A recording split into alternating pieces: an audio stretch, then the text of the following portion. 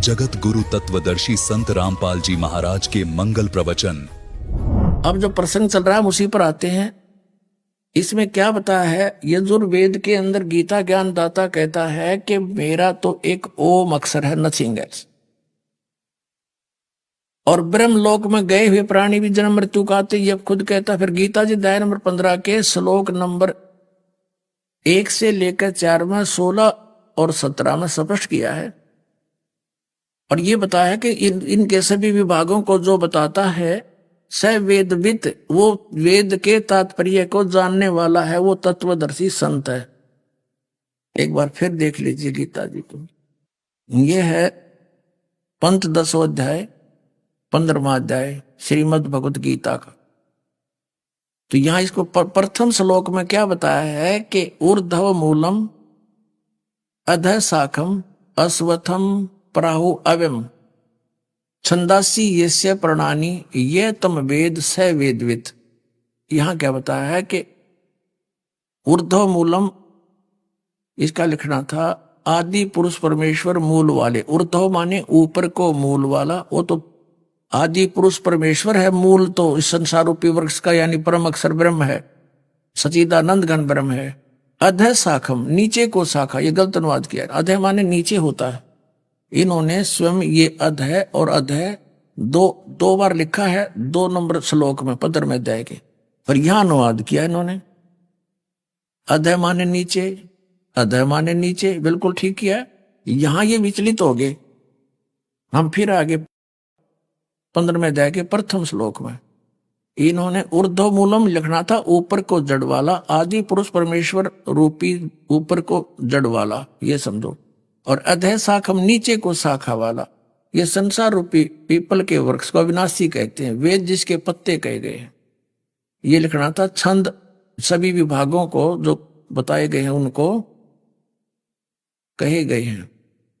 तम मन उस संसार वृक्ष को, यह माने जो व्यक्ति मूल से लेकर पत्तों तक, जड़ से लेकर पत्तों तक तत्व से जानता है, स वेदवित, वह वेद के तात्पर्य को जानने वाला है, अर्थात वो तत्वदर्शी संत है। ये पहचान बता दी। अब यहां लिखा कि तत्वदर्शी संत के मिलने के पश्चात तीसरे श्लोक में लिखा है, गीता ज्ञान दाता कहता है 15वें अध्याय के तीसरे श्लोक में कि इसका ना तो कोई अंत है ना आदि, मुझे मालूम नहीं। इस संसार वृक्ष का स्वरूप जैसा कहा है वैसा यहाँ विचार काल में, यानी तेरे मेरे गीता जी के विचार विमर्श में, डिस्कशन में मैं नहीं बता पाऊंगा, क्योंकि इसका न ऐसा नहीं पाया जाता जो मैं नहीं बता पाऊंगा, क्योंकि न तो इसका आदि है न अंत, यानी इसको पता नहीं इसका, इसलिए कह रहा है। तथा इसकी ना अच्छी प्रकार कोई सतिथि है। ये स्वयं परिचित नहीं है। जिसने रचना रची है उसने तो ठीक बताया आकर के। इसलिए इस सुविरूढ़ मूलम, यानी ऊपर के जो मूल भगवान के जो लोक हैं वो तो बिल्कुल अविनाशी हैं, इसलिए अति दृढ़ मूल वाले, ये वासना उसना नहीं। अश्वत्थम माने पीपल के वृक्ष को, इस सारे संसार के ज्ञान को, दृढ़ेन असंख्य शस्त्रेन छित्वा, संस्कृत पढ़ेंगे तब ये इनकी अंग्रेजी समझ में आओगी। इन्होंने कहा कि इस दृढ़ेन माने दृढ़ वैराग्य रूप शस्त्र द्वारा काट कर नहीं, तत्व ज्ञान रूपी शस्त्र द्वारा काट कर, अर्थात इस ज्ञान को समझकर उसके पश्चात 15वें अध्याय के 4थे श्लोक में इसमें कहा कि उसके पश्चात परमेश्वर के परम पदरूप परमेश्वर को भली भांति खोजना चाहिए, जिसमें गए हुए पुरुष यानी साधक फिर लौटकर संसार में कभी नहीं आते, और जिस परमेश्वर से इस पुरातन संसार वृक्ष की प्रवृत्ति विस्तार को प्राप्त हुई है, अर्थात जिसने इन सारे ब्रह्मांडों की संसार रूपी वृक्ष की रचना की है, उस आदि पुरुष नारायण के मैं शरण हूं। इस प्रकार दृढ़ निश्चय करके उस परमेश्वर का मनन और निधि ध्यान करना चाहिए। अब इससे क्या सिद्ध हो गया कि गीता ज्ञान दाता ने स्पष्ट कर दिया कि मैं उस पूर्ण परमात्मा की भक्ति विधि से परिचित नहीं और ना बताऊं। उसके लिए तत्वदर्शी संतों को खोज लो, वो तत्व ज्ञान से परिचित होंगे। फिर तत्वदर्शी संत की प्राप्ति के पश्चात परमेश्वर के उस परम पद की खोज करनी चाहिए, जहां जाने के बाद साधक फिर लौटकर कभी संसार में नहीं आते। और ये खुद कहता है, अर्जुन तेरे और मेरे बहुत जन्म हो चुके, तू नहीं जानता मैं जानता हूं। इससे सिद्ध है कि गीता ज्ञानदाता ब्रह्म है। ये बताता 8वें अध्याय के 13वें श्लोक में कि मेरा एक ओम अक्षर है, नथिंग एल्स। तो इस ओम नाम के जाप से जन्म मृत्यु सदा बनी रहेगी। इसलिए इसने कहा है कि उस परमात्मा की भक्ति कर, उस परम अक्षर ब्रह्म की भक्ति कर, उस तत्वदर्शी संत से ये ज्ञान प्राप्त करे।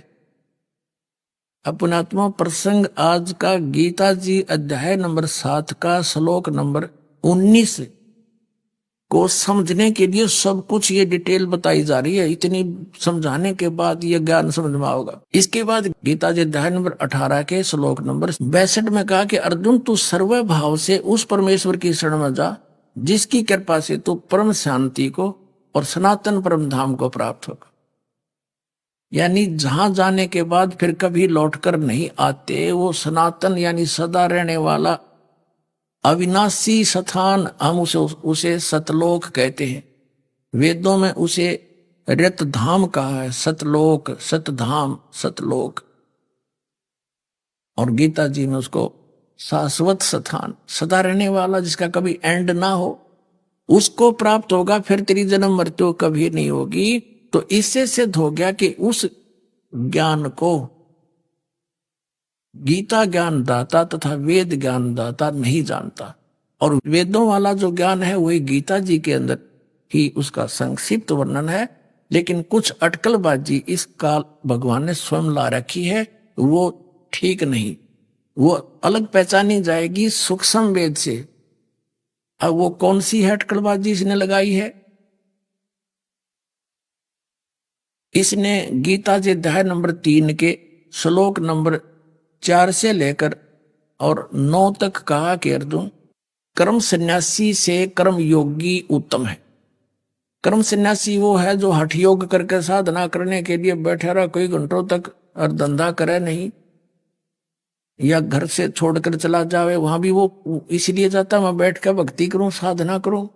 तो कहने का भाव ये है कि वहां बताया है कि यदि तू एक स्थान पर बैठा रहेगा और ऐसे हठ योग करेगा तो तेरा निर्वाह कैसे होगा, तेरा जीवन निर्वाह कैसे चलेगा। अर्थात ये नहीं करना, ये बिल्कुल सही है।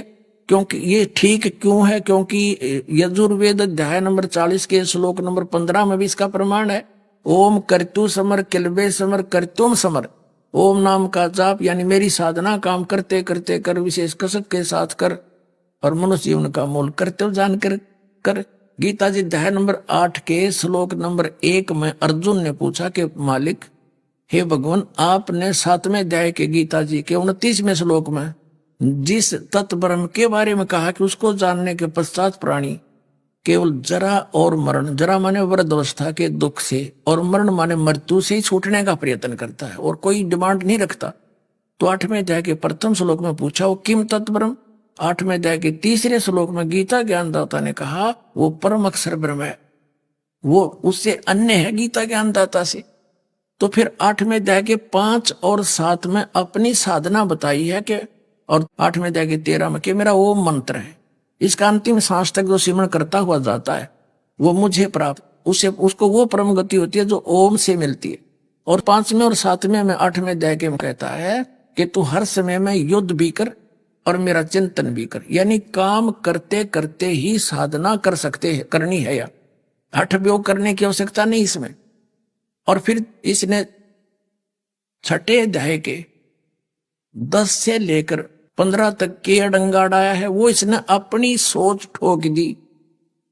तो वो देखो, अगर हम गीता अध्याय नंबर 6 के श्लोक नंबर 10 से लेकर 15 वाले को सही मानेंगे तो ये 3रे अध्याय का जो है 3 से लेकर के 9 तक का ये ज्ञान गलत हो जाता। उसमें क्या कहा इसने 6ठे अध्याय के 10 से लेकर 15 में कि एक विशेष आसन हो, नीचे कुशा बिछी हो, ऊपर मृगशाला हो, उसके ऊपर कपड़ा हो, आसन घना ना ऊंचा हो ना नीचा हो, और नाक के अगले भाग पर ध्यान रखे और नो साधना करे, तो ये तो हठ योग हो गया। तो ये इसकी अपनी सोच है, ये वेद ज्ञान नहीं है, तो इसको हमने ग्रहण नहीं करना है। तो इस तरह की जो अटकलबाजियां हैं ये तो है वेद ज्ञान विपरीत। तो वो अब कैसे निर्णय होगा? वेदों से हम निर्णय करेंगे, वेदों में क्या लिखा है। और फिर सूक्ष्म वेद इज द मास्टर की, जो कबीर परमात्मा ने सच्चिदानंद घन ब्रह्म ने जो ज्ञान दिया है अपने मुख कमल से बोलकर आकर के, उसमें ये सभी ज्ञानों का, सभी धार्मिक अनुष्ठानों का यथार्थ ज्ञान है, तो उससे भी तुलना करेंगे हम। तो अब इस अज्ञान को कति छाण के, कपड़ छाण कर देंगे 2-3 बार, और बिल्कुल जैसे शुद्ध देसी घी बनाते हैं, कहते हैं 2 बार ता रखा, ये दुताया घी है, ये कभी बिल्कुल प्योर है, तो प्योर कर दिया दास ने ये समझो इसको।